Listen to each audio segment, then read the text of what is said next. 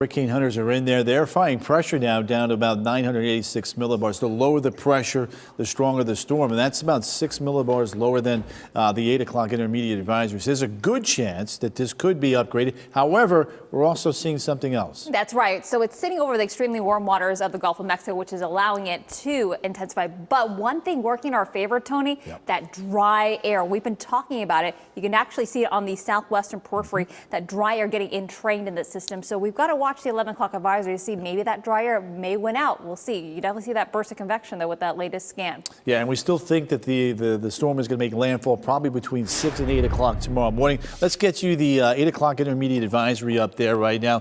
There's the pressure. Remember, the pressure is dropping. 6 millibars is certainly borderline hurricane conditions here, hurricane status when you go 6 millibars lower from, again, 992 to 986 per the Hurricane Hunters. So again, definitely gradually strengthening. As you can see here, there's the Hurricane Hunters. You can see the highest winds they found, close to 60 miles an hour in the northwest quadrant, but the pressure there is a bit lower. Now, the other thing to keep in mind is that we do have a tornado watch in effect. The first one expired. The second one is now in effect through 6 a.m. Big burst of showers and storms on the eastern side of our developing eye with Debbie. Most of the heavy stuff is on the western side of the peninsula. A little bit of a break now here in central Florida, but with time, that is going to fill back in. Take a look now up towards Marion County. That's where the heaviest rains are ongoing at this point in time. Ocala, back towards Williston, Citra, up and down.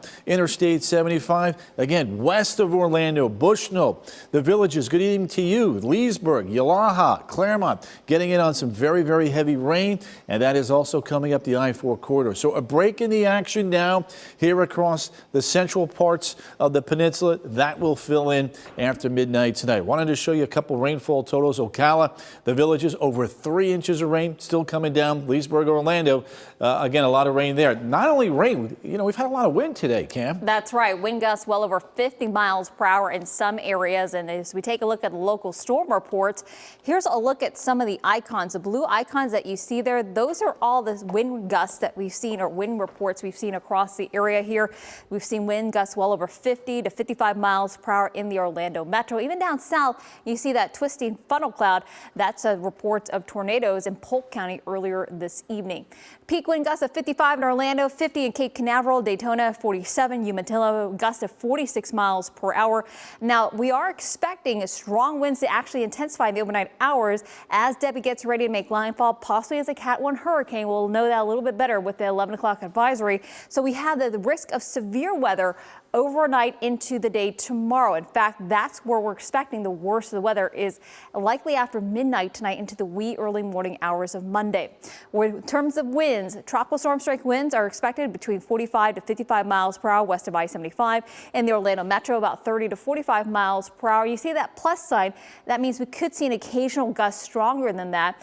Areas south, though, about 20 to 35 miles per hour there in Brevard as well as Osceola County. So here's the latest timeline in terms of Debbie. The worst of weather is now through about midday tomorrow, though especially for areas west of I-75. Tomorrow, squally weather on and off with gusty winds and strong storms, even the possibility of severe storms. Then by Tuesday, we're finally in the clear with Debbie as it lifts off to the northeast and pulls away from central Florida. Coming up in about 15 minutes, Chief Meteorologist Tony Manalfi and I will show you hour by hour with the worst of the impacts in terms of the wind, rain, and also the threat for tornadoes coming up.